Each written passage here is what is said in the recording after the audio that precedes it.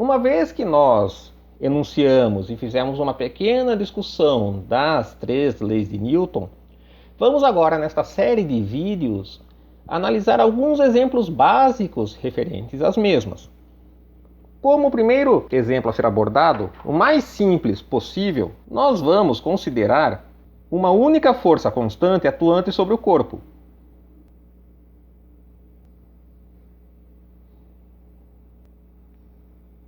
Então vamos supor que nós tenhamos uma força F, lembrando, força é uma grandeza vetorial. Necessitamos caracterizá-la com uma intensidade, uma direção e um sentido. Esta força é constante. Quando eu digo constante, estou querendo dizer, ela mantém o mesmo módulo, a mesma direção e o mesmo sentido ao longo de um certo tempo de atuação que eu chamarei de T maiúsculo. E essa força atuará sobre um corpo de massa m que inicialmente estava em repouso. O primeiro passo para caracterizarmos o movimento é adotar um sistema de coordenadas conveniente.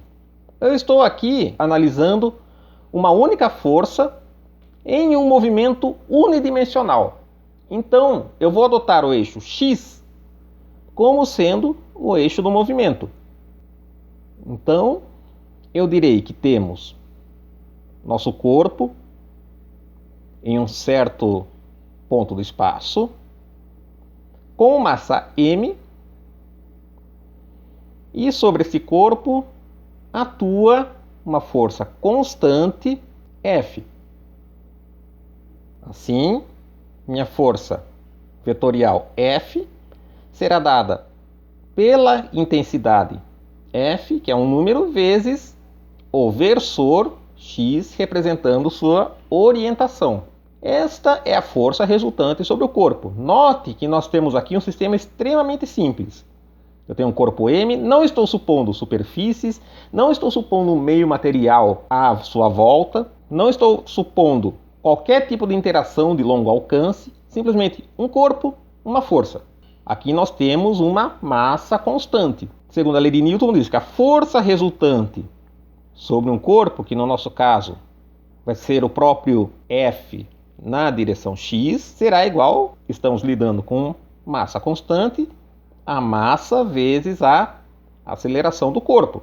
Com isso, nós obtemos que a aceleração será dada por força sobre massa na direção x, que será igual a um certo número a ao longo de x, onde a é a intensidade da aceleração, que é simplesmente F sobre m. Estamos lidando com um movimento unidimensional, então eu vou trabalhar apenas com a intensidade da aceleração. Vou fazer todo o desenvolvimento aqui, mas fica implícito que estamos lidando com a direção x. Então, nossa aceleração, F sobre m, é a derivada primeira da velocidade com relação ao tempo. Eu vou passar meu dt, que está aqui no denominador, para o lado esquerdo da equação. Então, teremos que dv é igual a dt. Agora nós integramos de um certo v0, que é a velocidade inicial do corpo, até uma velocidade final dv, e do lado direito nós vamos integrar do instante t0, onde o corpo tinha velocidade v0, até o instante final t, onde ele está com velocidade v, integrando a dt, eu vou substituir por F sobre m, temos a nossa integral do tempo. Essas integrais são elementares, triviais. Ficamos então com a integral de dv de v0 até v é simplesmente o nosso v de t menos v0. Isto será igual também. Temos aqui um f sobre m que é constante, eu posso tirar da integral e fico com t menos t0. Vamos adotar t0 igual a 0. E nós sabemos que o corpo estava inicialmente em repouso. Desta forma, o nosso V0 será 0. Com isso, obtemos uma expressão para a velocidade em função do tempo da massa m, que é igual a F sobre m multiplicando t. Note que no caso da força constante, os cálculos são extremamente simples de serem feitos. Vamos prosseguir em nossa análise. Sabemos que V de t é a derivada primeira da posição com relação ao tempo. E isso, por sua vez, temos aqui que é F sobre m vezes t. Com isso, passando o dt para o outro lado, de forma semelhante ao que fizemos com a aceleração, teremos que dx é igual a f sobre m t dt. Vamos integrar. A integral de x0 até um dado x final em dx é igual a integral do instante inicial, que eu já chamei aqui de 0, até o instante final t de f sobre m t dt. Esta não é mais uma integral tão simples, simplesmente de uma diferencial. Temos aqui uma integral polinomial, no caso um polinômio de ordem 1, t dt, que também é elementar de ser feita. Então nós teremos que x de t menos x0, estou integrando aqui desse lado da posição, é igual a f sobre m, posso colocar fora da integral. Ficamos com a integral de t dt, que é simplesmente t ao quadrado sobre 2 pego de 0 até t. Isso nos fornecerá, ao final, uma expressão para a posição do corpo em função do tempo, que é igual a posição inicial mais f sobre 2m t ao quadrado. Estes resultados são análogos àqueles que nós obteríamos se tivéssemos utilizado as expressões da cinemática para um movimento uniformemente acelerado. Assim, temos que, enquanto a força F constante é aplicada sobre o corpo, e essa força é aplicada em um tempo t maiúsculo, o movimento é regido por estas expressões. Então, nós temos que, para 0 menor ou igual a t, que é menor ou igual a t maiúsculo, ou seja, durante o tempo de aplicação da força, V de t será dado por F sobre m t, e x de t vai ser igual a x0 mais F sobre 2m t ao quadrado. O que acontecerá quando a força F cessar? Ou seja, o que acontecerá com o corpo de massa m para tempo maior ou igual ao tempo de aplicação da força? Vamos novamente aplicar a segunda lei de Newton. A resultante das forças sobre o corpo, ou seja, 0, eu estou representando um número, não um vetor, porque, como eu falei, estamos analisando um movimento unidimensional. Então, eu estou subentendendo aqui que estamos apenas analisando a direção x. Isso será igual a massa vezes a aceleração, que é igual a massa que multiplica a derivada primeira do tempo da velocidade. Temos que dv dt será igual a zero, então a nossa velocidade será constante. Qual o valor desta constante? É o valor da velocidade que o corpo adquiriu no instante t em que a força deixou de ser aplicada. Prosseguindo, temos que a velocidade corresponde à derivada primeira da posição com relação ao tempo. Podemos realizar a integração como fizemos no caso anterior. Lembrando que agora esse v de t maiúsculo é constante. Agora temos de tomar cuidado com os limites de integração. A minha posição inicial, neste caso, não é mais o meu x0 que eu representei aqui. É a posição x do corpo no instante t maiúsculo, em que a força deixou de ser aplicada. E ele vai até o instante final t. Da mesma forma, na integral temporal, o instante inicial será o instante t maiúsculo, em que a força deixou de ser aplicada. E eu vou integrar até o instante final t, v de t dt. Realizando a integração, nós chegamos a x de t vai ser igual ao x de t maiúsculo mais v de t maiúsculo, que multiplica t menos t maiúsculo.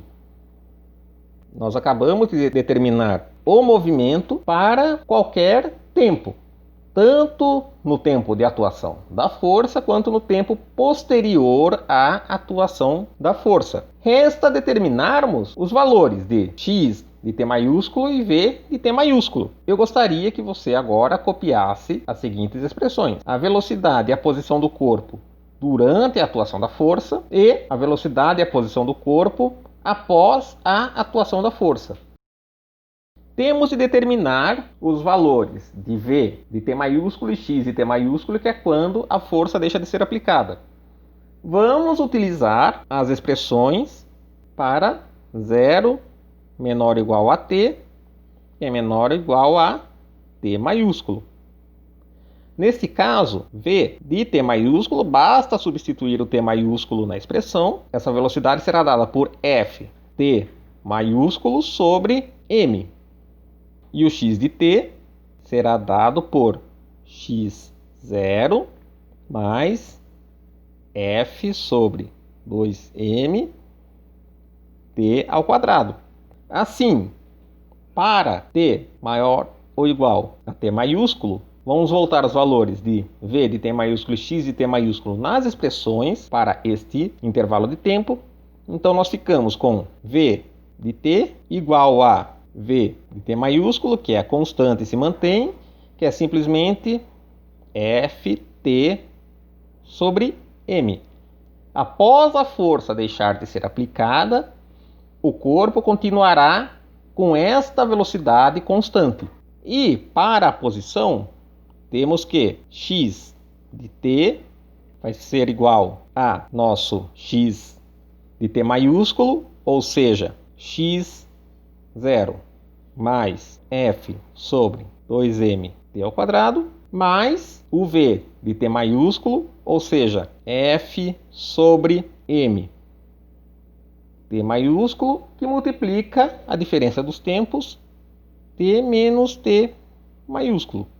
Isso nos fornecerá x0 mais f sobre 2m t ao quadrado.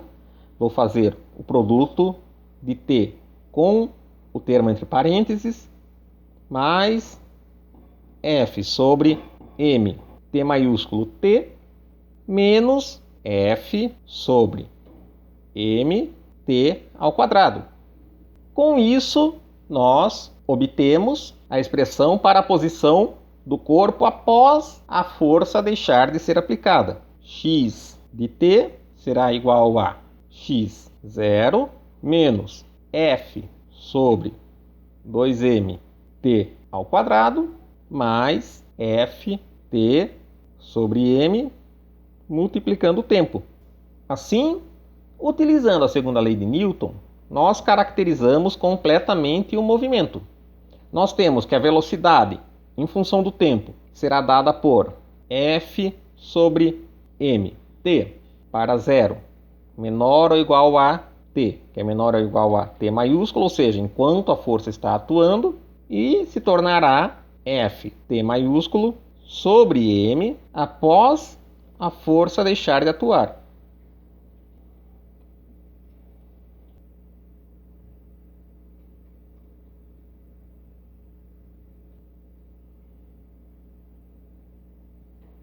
E temos que a posição do corpo para qualquer instante será dada por x0 mais f sobre 2m t ao quadrado, enquanto a força está atuando,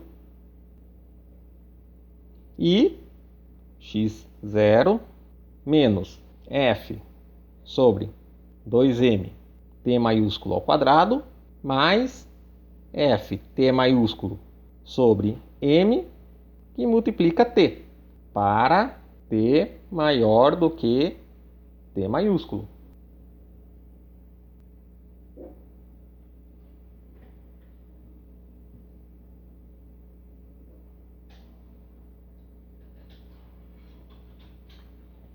Podemos representar graficamente estas grandezas. Um gráfico da velocidade em função do tempo terá o seguinte aspecto.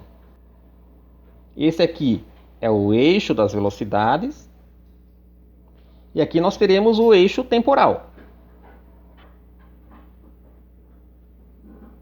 O nosso movimento sofre uma variação brusca no instante t maiúsculo, onde a velocidade atinge o seu valor máximo, que é dado por Ft maiúsculo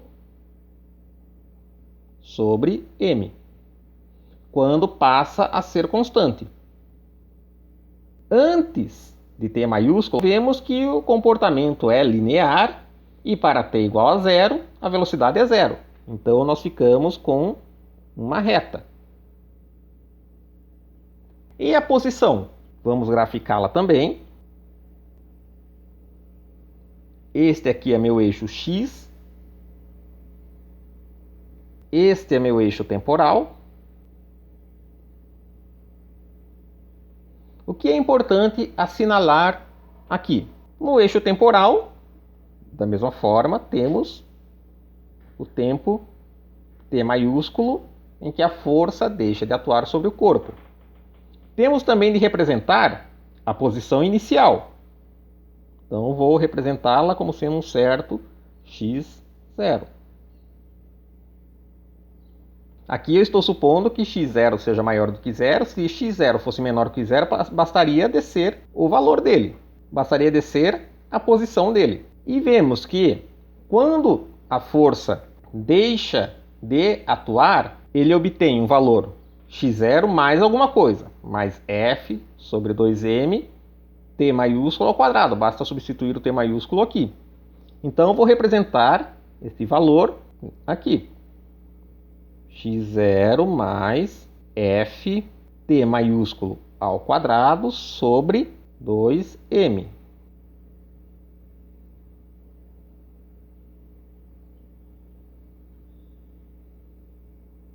Bom, o que acontece com o x de t após esse tempo t maiúsculo? Nós vemos que esse termo aqui é constante e a posição adquire um comportamento linear crescente. Vamos representar desta forma. Uma reta.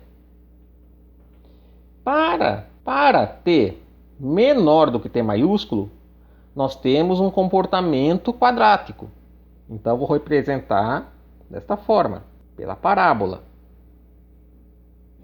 Temos, então, completamente caracterizado o movimento referente a uma força constante atuando sobre um dado corpo livre de massa m, sendo que essa força atua apenas em um dado intervalo de tempo T maiúsculo.